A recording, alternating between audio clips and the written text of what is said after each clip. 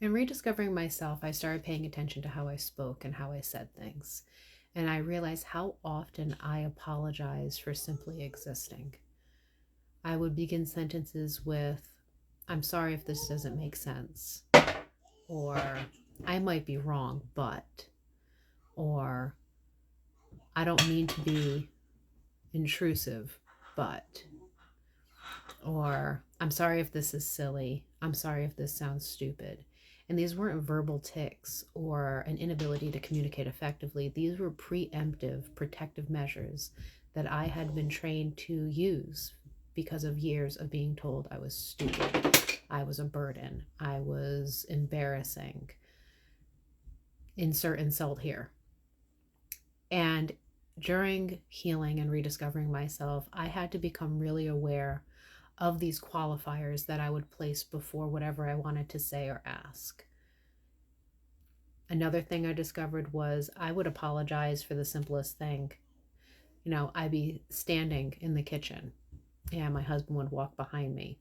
He didn't bump into me, I didn't bump into him, but I would find myself apologizing for being in the way. And my husband's response would be, "Why are you saying sorry?" "Oh, I don't mean to be in the way." "You're not in the way." And that's how a lot of conversations went for a while, and still do on occasion when I'm having an off day, or maybe I'm not presenting as the best version of myself. We learn to apologize for existing because of years of trauma and abuse. We've learned to be small. We've learned that taking up space is dangerous. So when we speak, when we exist, we are already in a position of feeling as though we need to apologize for ourselves. And in healing, in rediscovering yourself, I want you to become conscious of how often you apologize for what you think, what you feel, what you say, for just being in a place. You don't have to do anything about it right now, but for the next week or so, I want you to take a mental note of how many times you apologize for existing.